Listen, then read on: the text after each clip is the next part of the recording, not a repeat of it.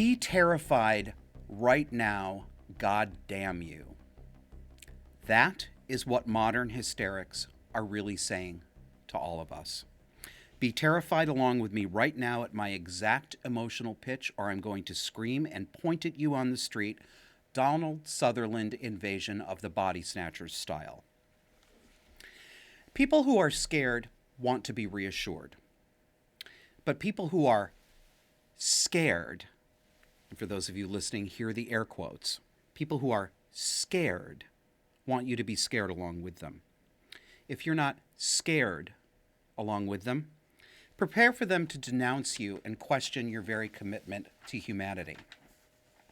And what's the difference between scared people and scared people, aside from the quotation marks? Quite a lot. Genuinely scared people have a hard time controlling their fear. When we're in fear, we're in fight or flight mode. We say and do things quickly, without thinking. We get snappish. We might yell. Sometimes we might get a little hysterical. This is normal in a genuine fear response. Fearful people, genuinely fearful people, are grateful to have either the actual danger vanquished or to learn that the calamity they fear is not actually going to happen. They breathe a sigh of relief. Scared people are different. They're not actually fearful in any genuine way that most people would agree is reasonable and proportionate to the circumstances. Scared people are manipulators. Some of them are conscious manipulators, but many of them aren't actually conscious of that. They're not going forth with a fully conscious intent to deceive, necessarily. They may believe that they're genuinely scared. They're not, though. They're acting out an emotional psychodrama that uses the imagery and the affectations of genuine fear as psychological props. As a theater would use an easy chair and a table with a doily to evoke a domestic family scene, scared people use histrionics and doomsaying to evoke an atmosphere of danger. These are different projects. Who are the scared people? Well, in 2023, it's largely liberals, progressives, Democrats, and also all the people who describe themselves this way, but who are actually Marxists and communists.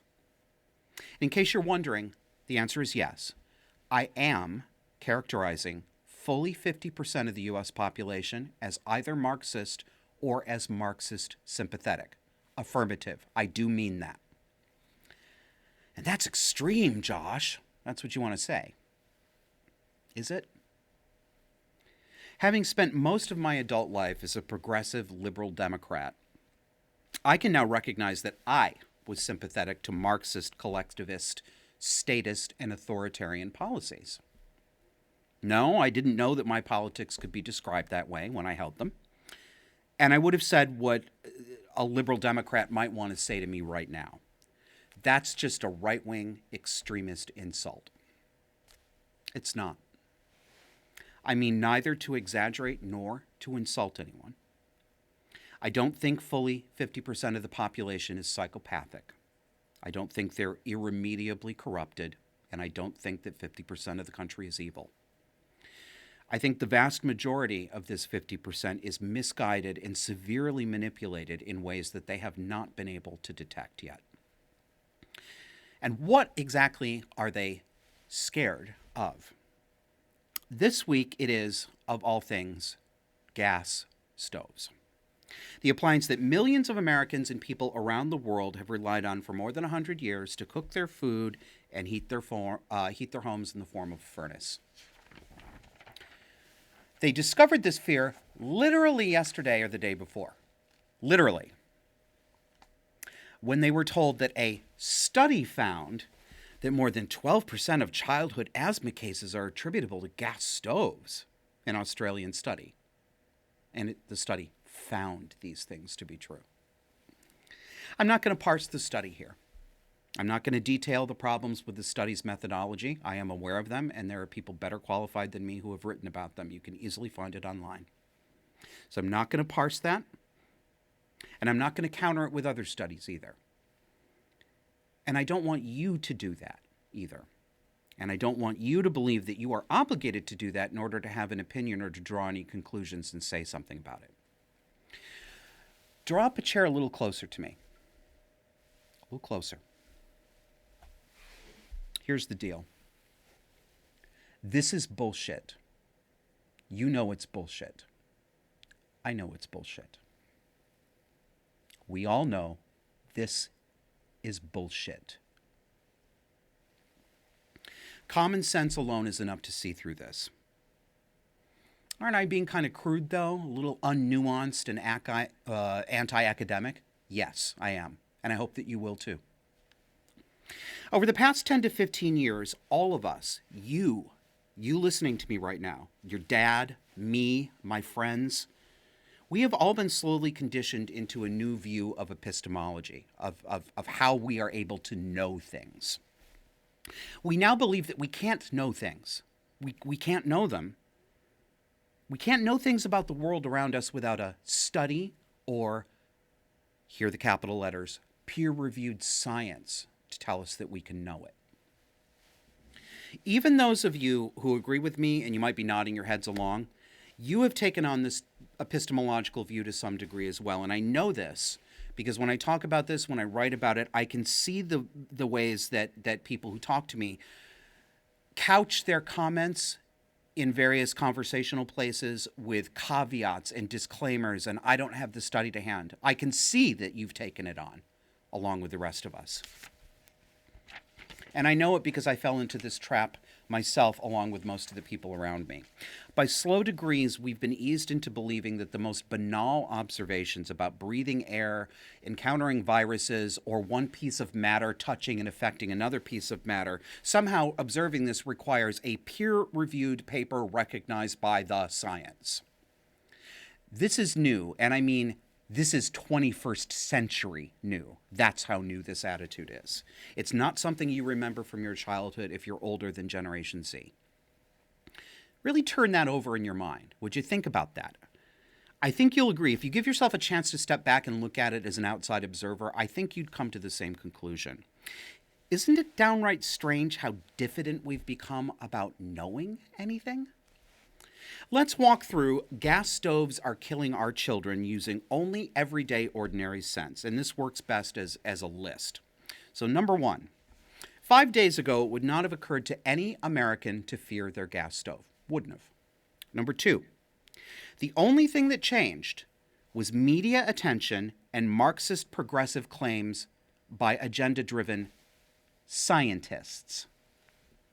Three, the kind of people who are scared of gas stoves jumped immediately to proposals to ban them at the state or federal level, as in the very next day after the media pushed this study. The very next day. Ban it, ban it, ban it.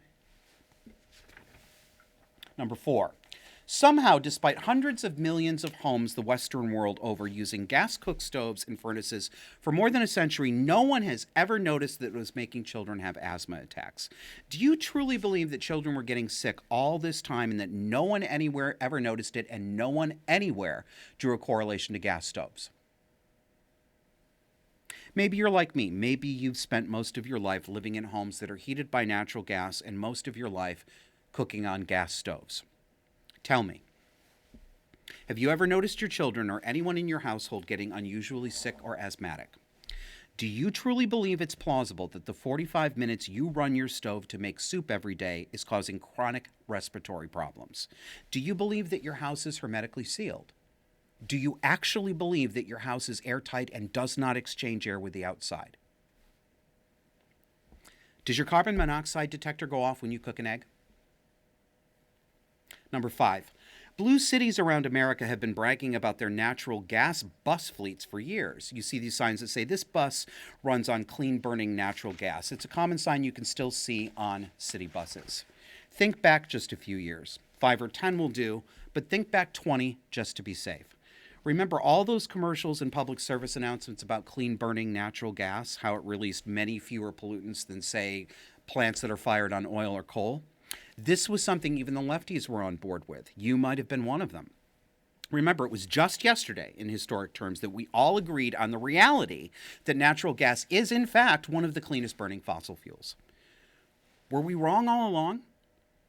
Did we just learn this week that natural gas is a big, dirty, nasty polluter? You may have noticed something else. Scared people have a tendency to be scared by a number of things that strangely correlate to the aesthetic preferences of progressive, liberal, Marxist-oriented people. What are they? Number one, cigarette smoke. Anywhere, in any quantity. Even a whiff on a street corner is harming my health. Yes, people did say that, and they do say that.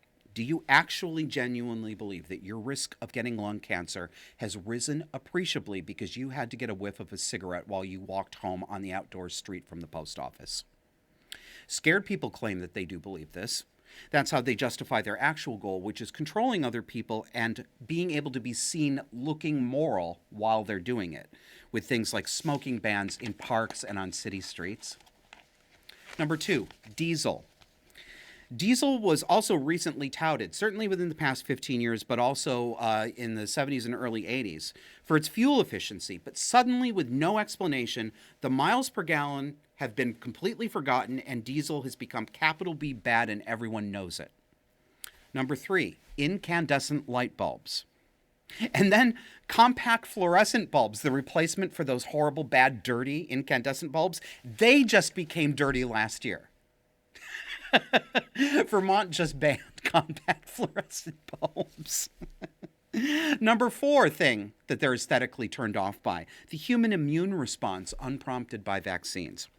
Now, this isn't fully worked out in my mind yet, but I'm mulling an idea that there's something about direct encounters with the physical world that disgusts and repels liberal progressive Democrats. It seems to me that the less mediation there is by computerized technology, the less complicated and high-tech a device or an action is, the more these people seem to loathe it. These attitudes are only possible in a Western culture that is almost entirely untethered from reality. I don't just mean untethered from truthful political ideas or true and accurate social ideas, although I do mean that. I don't mean just that.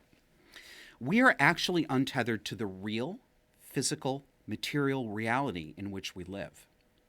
We are digitized. Our instruction, our work, our education, our entertainment is all digitized. Nearly everything we encounter is mediated by digital files, digital processes, digital machines. We don't experience even the consumeristic material culture that's been part of the 20th century. We don't experience it the way we did just a few years ago. We never touch a record, a cassette, or a CD. We press a virtual button on a virtual screen. Arcane and invisible magic goes on silently in these opaque black boxes that we call a computer or a smartphone. We don't have to turn our car headlights on or off anymore. The car anticipates this and does it for us. We don't have to experience the jarring way that appliances used to, execute user commands instantly when you push the button. We don't have to put up with that anymore. Have you noticed the delays built into nearly every computerized device that you interact with these days? The fan in your car heater comes on slowly and gradually without you touching it. The courtesy dome light brightens and dims very slowly and very gently. The automatic teller machine takes about twice as long in 2023 as it used to dispense your cash because it asks you 16 different questions. But there are also gaps, built-in delays of up to 2 to 5 seconds, yes, I've timed these things, that are now built into each gap between the steps in a transaction. The screens won't even just change, they slowly dissolve from one thing to another. When I was a kid, the only device that acted this way was a luxury car like a Cadillac. I was amazed at how you pushed a button and the trunk slowly released and raised up, and then it very gently went back down, and when it got to the latch, it went real softly, because it would be vulgar if it made a noise, right? I guess this was supposed to feel luxurious, but now it's in everything. And I know, I'm getting to the end here, folks, I promise. I know it's easy to write off what I'm saying right now as cranky old man syndrome.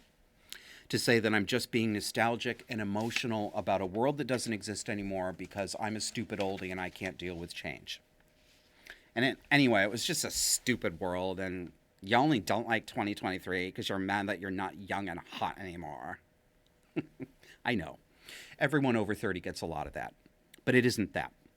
There are consequences to being ever further removed from physical touch, physical interaction with the real world. Basic skills of observation that come from the sensations that we get when the hand talks to the receptors in the brain, these atrophy when they're not used. We lose basic skills. We even lose the memory that tells us that we once had these skills. None of us can remember more than 1 or 2 phone numbers anymore. Most of us would panic and lose touch with 100 friends if our phone crashed, because we haven't written down a physical address on paper in decades and don't even think about asking someone if they've memorized it. We live precariously. When we are this isolated from the material world, we are malleable. We believe that we don't know anything and that we can't know anything. Only experts know things. Only public health scientists, only computer engineers, only peer-reviewed studies have real knowledge. This isn't real life, what we're living. This is a Jenga tower. The aim of that game is to build the highest possible tower out of interlacing blocks and then to carefully remove a single block from the bottom of the tower without causing a collapse. But eventually every Jenga tower collapses. There's one block in one particular position that bears the weight and the load of the entire structure. We don't know which one it is until we try, but there's always one, and the tower always collapses in the end. I'll see you next week.